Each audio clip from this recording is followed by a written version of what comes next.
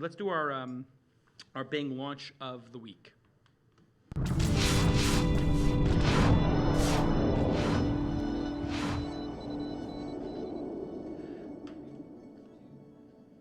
All right, here we go. I'm going to give you guys 3 of the launches that happened this week. You're going to give me feedback on them. So the first one, Uber launches Rush service in New York, where you can watch a bike messenger go from point A to point B. Price is $15 within a zone, or it can go up to like it's $5 more, I think, for each additional zone. So maybe $30 to go from the bottom of Manhattan to the top.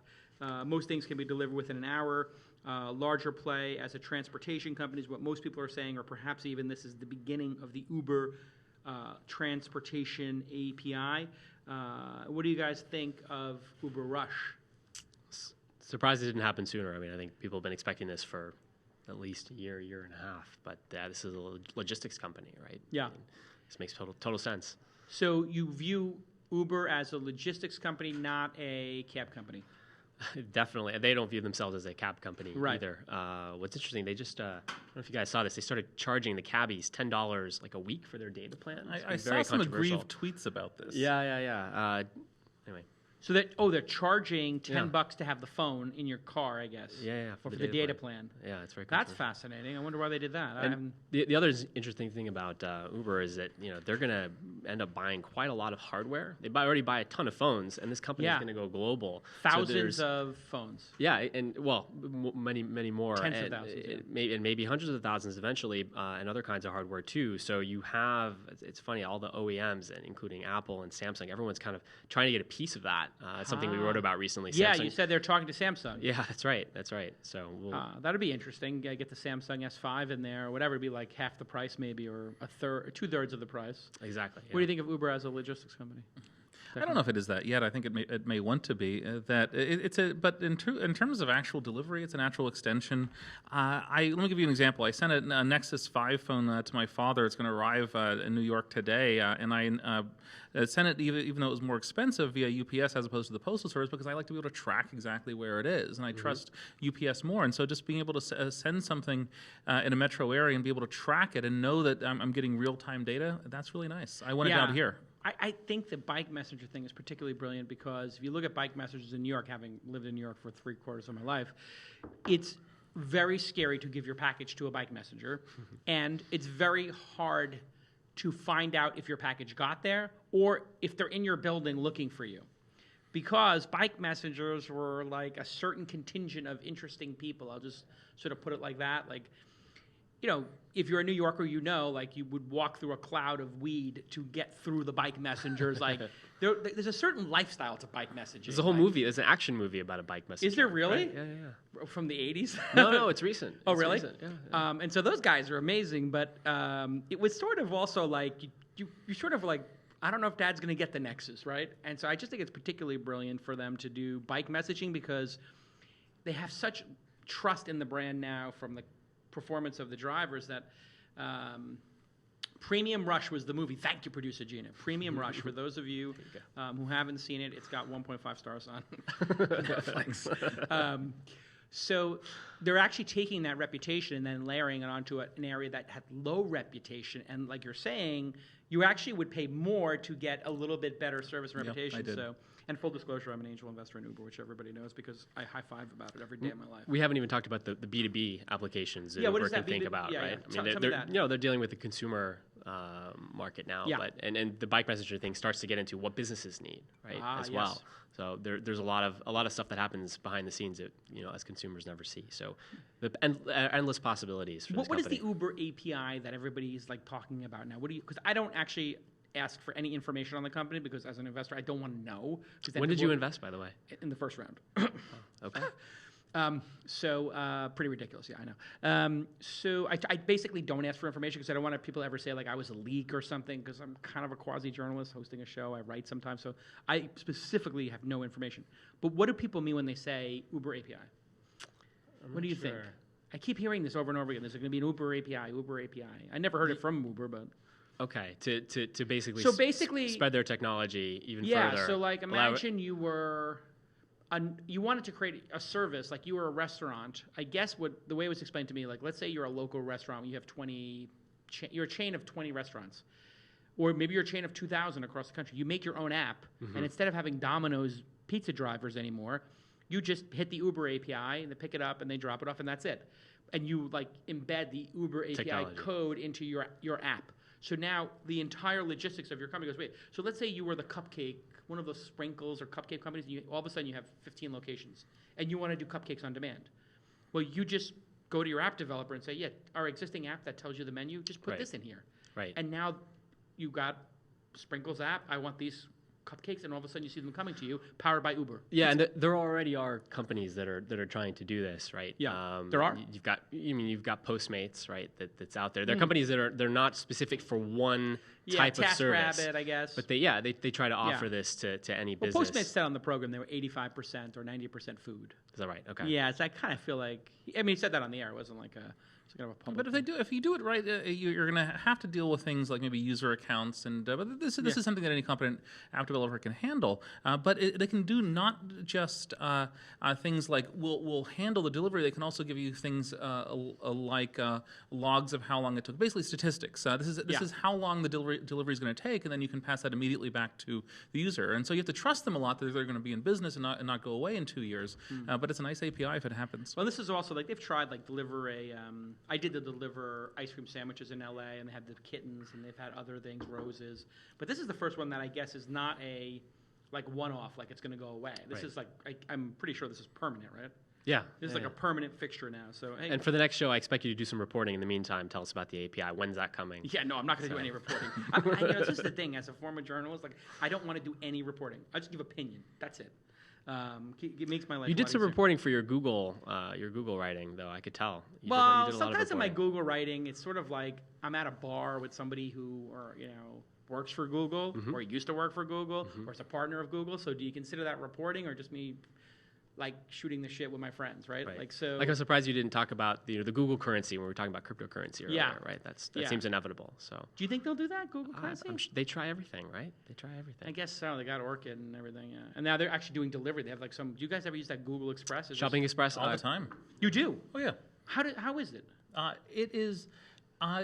Well, they outsource delivery to 1-800-Courier, right? So I live on the San Francisco Peninsula, west of the 280, and so eBay does not, and Amazon do not service our neighborhood, but Google does. Wait, west of the 280 or east of the 280? West of the 280. West of the 280. Correct. So it's semi-rural, right? Yeah. But Google Shopping Express delivers. If I order by approximately 3:30, I'll get it the same day, and it's from Whole Foods and Costco and stores that. It's free.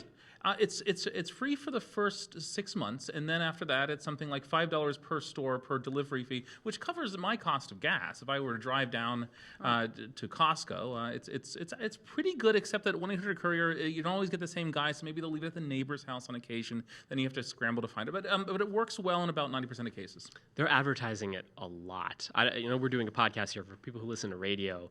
It is blanketed with Google Shopping Express in the Bay Area. Absolutely, yeah. So that's interesting. Like you have Google Ventures did the last round at Uber, and then they're, I guess, quasi-competing or dipping their toe in it on the other side. What do you think of that when you see that? Google Ventures invested in them, and then you have Google Corporate doing like deliveries. What do you think when you see Google doing like both sides of the fence? They're investing in things and competing with them. I think actually with Uber and we did a long article on Google Ventures and Bill Maris in particular, who really stays behind the scene. You don't see him at any parties, but he's a big player now. That deal, the Uber deal that the Google Ventures did, was premised on synergies with Google. They talked about that very openly. That's how they sold it internally. And in fact, there was an arranged meeting between the Uber management and the Android team. I mentioned the situation with them thinking about going into Android and maybe using an Android hardware vendor. They also talked to the Android team as well. So there's a lot of opportunities for them to work you also together. have the self-driving cars, which is like the 7, maybe the 10-year opportunity. Exactly. So you have the 10-year opportunity, and then you have all the other little ones. And producer Gina says she actually used it to send Liz Gaines her headphones one day. All right. The new college/grad school, Flatiron Code School, in New York, I'm assuming, raises $5.5 million. New York's Flatiron School aims to turn students into professional programs in 3 months, accepts 10% of applicants. Tuition costs $12,000 for 3 months. So it's $1,000 a week, but the school refunds $4K if they accept a job offer at one of their partner employers. So then it would go down, I guess, to $700 a week, which is still crazy. Well, it's $100 a day, $125 a day. It's expensive, but not cheap. All right, let's see the video. The point of technology isn't to help ourselves, it's to help others, which means you need a diverse and vibrant economy. The more and more people that graduate from our program, the more it's going to inspire other people to realize what their life can be, that they really can do and create everything they've ever wanted to do. There's thousands of ways to write a program, and in each of those little differences are our individuality, and we want to celebrate that. You know, the hard part about programming isn't how good you are as a coder, it's how good you are as a person. After our students get hired, when we're talking to their employers, they ask us, where did you find such great developers? And the answer to that is that we didn't find great developers. We found really great people, and we just taught them how to code. We're crying here. Everybody has to have one of these videos. They're teaching people how to do, like, Python. Right. And all of us are tearing up in here. Like, does every startup now have to have a video that feels like they're saving the planet? I mean, it's... Even before they launch, they have to have Yeah, no, something that's- like Clinkle. Have you seen the Clinkle commercial? I mean, the Klinkle video makes me feel like they've won already. Yeah, no, not quite. Not quite. I mean, it's 3 years Yeah. in. Get me, Yeah. hey, Gina, producer Gina, let's get these Klinkle people on here, and I want to find out why they're getting so much damn press. I started it. product By the way, that- I started it. Did you Thanks really? a whole lot. Yeah, you're welcome. I started it. What's the story with those guys? It's Uh, 3 well, years I mean, in now, and it's supposed to change the world. What was really interesting is that they actually aggregated a large talent pool from Stanford, and so that's why they got noticed. Everyone was like, dropping out of school, or like as soon as they were graduating, they're going into this thing. So that's why I was Payments interested in company. it. Klinkle is a payments company, right? And they use the sound, this clinkle noise, coins hitting each other as the mechanism for And transferring is money. it ever going to come out, you think? I'm sure it will. Is it it will. going to be awesome, or is it going to be as awesome as the video? I have no idea. I think they need to solve their management problems first. That's what I heard. I heard the people before are anything leaving now. else. Yeah, a lot of turnover. A lot of very high-profile people coming in, leaving like a week or 2 or 3 later. So, but on Flatiron, so we're talking about these coding schools. These coding schools. Because weren't they were regulating them here now. There was Yeah, a whole thing about regulation of them because they're schools. That's right. So I wonder what the situation is with New York on that. But the main question that I have with all of these things, I'm very skeptical when I see new schools come up. Not because I don't believe that they can be great, but where's the data? Do we have enough data on to back up the notion that these schools are worth the money, or are people really taking a chance at this moment? No, I hate to say it, but I'm going to be a skeptic here. I've been a programmer since I was about 12 or 13 years old, and I've dusted off some of these skills to work on recent.io, and I've realized that I'm actually a little rustier than I thought. But the point is that you have to spend something like 10,000 hours to be good at something, and I don't see how you can become a really good programmer in 3 months. You can certainly maybe 400 hours. Well, you can know your way around JavaScript perhaps, but when Google and Facebook and Twitter is JavaScript really programming? Well, I'm putting that aside for the moment. There's, I mean, I can write JavaScript. It actually is programming. It's a different type than say if you're writing assembly, but it is programming. But there's you're not seeing Google and Facebook and Twitter recruiting from these camps, and they're going to be recruiting from folks who have PhDs from Stanford or MIT, or maybe if they're slumming Carnegie Mellon. So $200 a day, if they have 10 students in the class, they're making. Yeah, $10,000 a week. It's $120,000 for the. I mean, it's a better deal for the people running the school than for the people kind of feels like going through the school. Price gouging to me. And I thought I mean, is it price? Do we feel this is a fair deal? $12,000 feels extremely expensive for me. Especially when you have Codecademy and other services that are free. And I've started to use some of them. I've not actually gone through and finished anything, but. I thought the whole point here. I will stick to journalism. I thought the whole point here is that every programmer likes to say, "Oh, I'm self-taught. I'm self-taught." If that's actually true, a lot of the good ones I know are. And there are all these tools that make it so much easier than it used to be. It's hard to see why a school that you charge $12,000 for is. There's also a selection bias going on here because if you really do love code, you're going to go to those. Code Academy and all these online tools and learn and go to an IRC and you're going to just go, fool around on the internet and figure it out. Then the people who feel they need to go spend $1,000 a week are those people who can afford that. Therefore, are they people who really will become good programmers or not, Declan? Probably not. I'd be delighted to be wrong. Me but too. but when you can go through MIT's core undergrad computer science curriculum online for free, Coursera, yeah. Why pay this amount of money? That amount of money should be better spent trying to bootstrap your startup if you're going that route, or buying yourself a very nice development machine. Yeah. So how do you guys think it's different than a 4-year comp sci degree at a crappy college? Because it does seem like its city school is $3,000 a year. I mean, I don't know. When I was supposed to go to Brooklyn College, it was $1,200. That was the late '80s. What does city college cost these days? $3,000 a year. You're gonna make me look this up, aren't you? No. Anyway, I'm gonna say let's just say city college costs $3,000 a year, or $4,000 a year. It's the same price to go to a 4-year school, basically, with plus or minus 10%. So, city college for computer science for 4 years, or Declan, did you go to school for programming? Yeah, I actually went to Carnegie Mellon. Okay. That's what I was joking about slumming. But no, you actually learn a lot in a rigorous CS curriculum. You learn things that you're not going to in just a 3-month. math? Well, I mean, computer science essentially grew out of math, but you're going to learn about ways to think about not just computer programming, but as a science as well. You're going to learn about different types of algorithms and how fast they are. Maybe they can fit all this in, but I think it's much more, here's how to write JavaScript. I'm going to start my own school, and it's going to be $120,000 for 3 months, and you're going to learn how to be an entrepreneur. 10 people. I'll make $1.2 million a quarter. Even if you got one person, that's a great start. Yeah, 100. So. I bet you I could. I'm sure you could. Man, I got to get my evil on. Okay, listen. All right, we saw that. Okay, Midi Sprout, make music from the. Oh, should I do a? Maybe I should do a commercial. Let me do a commercial. It's not even a commercial. It's MailChimp. Oh God, so easy. Right now, Amir's like, why did I agree to this? Calicatus is making monkey sounds. Listen. MailChimp is amazing. I've been using it for getting close to a decade now. 2,000 subscribers and 12,000 emails for free. If you don't have a mailing list, then you're doing it wrong. Even if you're like an individual like journalist or a blogger, or you're starting a company, you need to start collecting emails.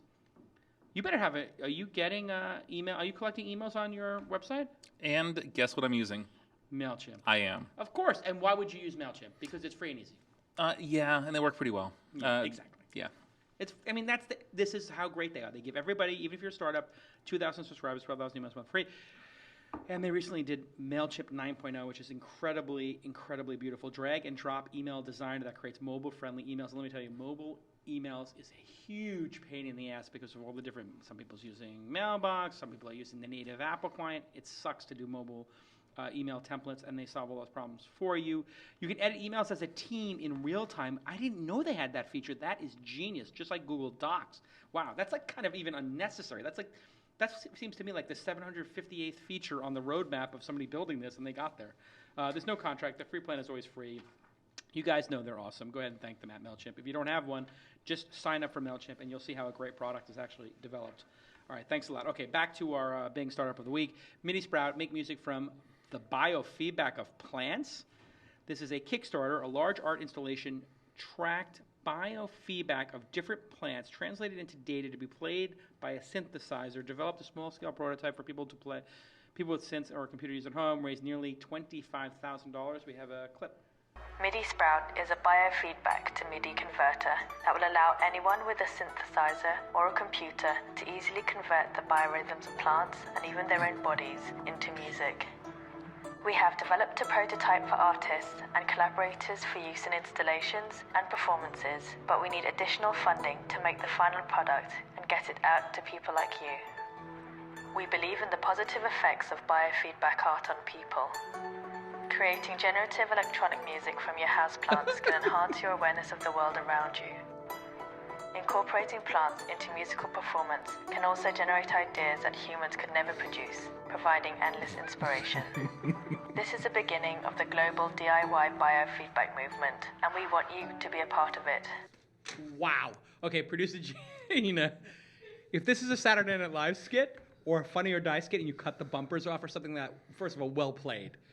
This is an April Fool's joke, right? Like from 10 days ago? I'm pretty sure if this is on Kickstarter, I'm a little bit worried about Kickstarter's ability to filter projects. Do we know that this is legitimate? Well, producer Gina put it in there, so this could legit. I mean, I don't think producer Gina would punk myself and the guest. I think she would punk the guest, but probably not me.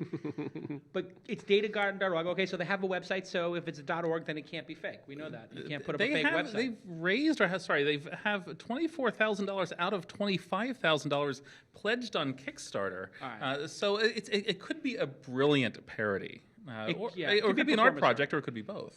Can I put myself on Kickstarter? Because if you're I would willing love to do a pretentious $24,000 video about the impact I can of biofeedback, definitely do a pretentious video about anything. So All right, let me ask this question: which was more pretentious, the video for the coding school or for the bio art feedback of the neck and plants? neck. It is kind of neck and neck. I'm siding with the plants here, and I think it's less pretentious because they're asking for less money.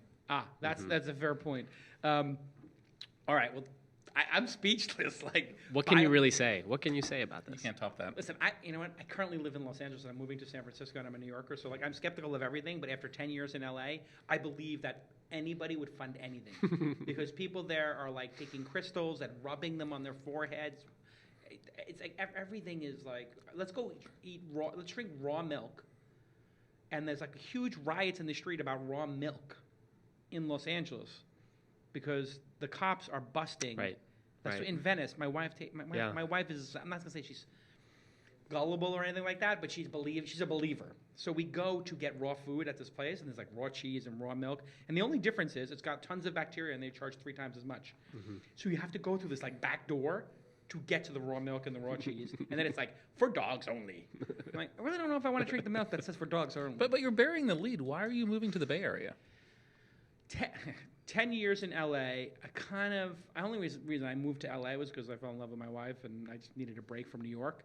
But I'm up here literally every week for 2 or 3 days, and it's exhausting me. And then I got a 4-year-old, so then she's like, when she was 1 or 2, my daughter would be like, oh, you know, she didn't know I was leaving. But now she's like 3 or 4, and she's like holding my leg as I walk out the door and then FaceTiming me. Please come home. Please come home. I want to watch Frozen again with you. You know, I'm like, okay. She does the FaceTime herself? That's No, my wife will initiate the call, but she's pretty close to, and she'll hold it now for 10 minutes, you know, and talk to me. So that's the main reason. And also I'm angel investing, and like, so the opportunity here I have that $10 million launch fund, and then I did my first angel list syndicate, and it turned out to be, I put $50,000 in, I can talk about it now because it's closed, but I put $50,000 into something called calm.com, which is like mindfulness meditation, which I'm kind of really into. I've been doing it for 3 years on your phone. And they've got a large number, like thousands of people subscribe for $10 a year.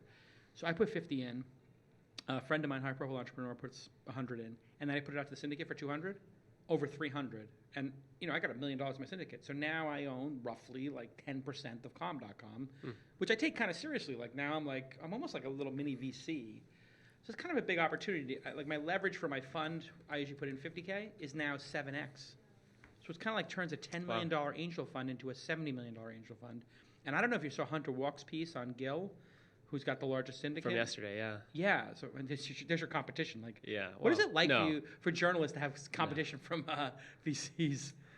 Well, I don't view them as competition. I mean, Yeah. we're a subscription model. We're very focused for a certain But audience. Benedict Evans now. But in Andreessen general, Horowitz, yeah, absolutely. In they're general, fighting for audience. Absolutely. No, you're 100% right on the the free news side of things. Absolutely, the game has opened up. Everyone's trying to be a brand, and yeah, it's getting the audience is being splintered. I don't know how long that's going to last. I don't know how much investment all these VC firms can make in becoming a brand. Maybe right now they can. When the cycle changes, I think that's the first thing to go. It's a little annoying, isn't it, though? Well, it becomes difficult, though, because where are you going? What site or service is going to be your homepage for the internet? It's not Yahoo anymore, if it ever was. No. But do you really need a journalist? Maybe not you, because you're not a free publication. You charge quite well, thank you very much. It's only $1 a day. It's just like a couple of Uber rides. It's really like 20 cents per day. Yeah, and if you put it down to per hour, we're talking about pennies. But in any case, or do you really want to go to free news sites and have them regurgitate and probably make some errors in reporting or rewriting what the VC said? No, maybe just go to abc.com instead. Yeah, that's right. All right, let's pick our winner here. We saw 3 amazing or interesting startups. One is Uber Rush, bike messengers in New York. who are probably not stoned, and you know where they are, you know where they're going to pick it up, so it's going to be a lot better experience than a bike messenger in New York. Flatiron is charging people an absurd amount of money to go to school for 12 weeks, and they may or may not come out capable of writing code, TBD. And then MIDISprout, yes, you've been waiting for it, Declan, for so long, and the day is finally here that you can hear the sounds coming from your ficus. Which one? Walk me through each one. Amir, you'll go first. Walk me through each one. I'm not sure this is a fair fight here. Okay, but just walk me through each one. Give me your thinking as to, give me your number 3, your number 2, and then build up to your number 1. Oh, man. So number 3 in third place is?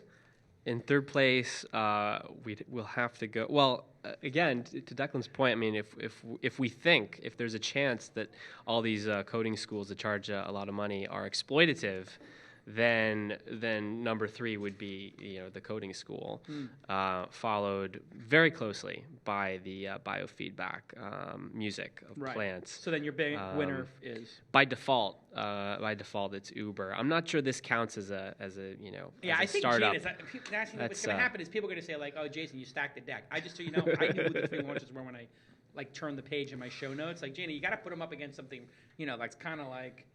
You're right. It's not a fair fight. Declan, take me through yours. I'm going to probably follow the same line of thinking. I mean, in terms of the Flatiron School, it's there's a gold rush, and you're the one selling supplies to the gold miners, so you're guaranteed to get some cash, as opposed to the gold miners who might learn JavaScript and everyone moves to something else and they're out of luck. I'm not a fan, but I'd like to be wrong. And MIDISprout. I mean, I remember going to a concert at Princeton 20 years ago, computer-generated music. They were using Next. It was over 20 years ago. Next computers, and it was pretty remarkable. Electronic music is inherited the earth. It is computer-generated music. Thumbs up. But Uber, for in terms of actual practicality, that has to be the winner. Of course, and I'm the same logic. Like I do. And listen, by the way, for the people running the Flatiron School or whatever, like we do think we're having a little fun at your expense about the crazy video, which made us all cry and got us all really emotional. But it does seem a little bit predatory. But who knows? Well, what they should do, and say, they should say like, here's a graduate of ours who went to Google. Here's a graduate of ours who went to Yahoo, and so on. I don't think it's predatory. Look, as a capitalist, if someone wants to give their money to a for-profit school, I think they might actually do. It might be better risk-reward ratio than giving money to a third-rate college or even a second-rate college. Okay, that's fair. A graduate program that's not necessary. Exactly. Yeah. Basket weaving is not going to get you very far. Obama was right about art history majors. Okay. I kind of think it's a $6,000 program. At $6,000, I feel pretty good about it. At $12,000, when it hits 5 figures, I'm just like, feels a little bit. Anyway, so there you have it. Thanks to our friends at Bing for sponsoring the program. Bing, bing, bing.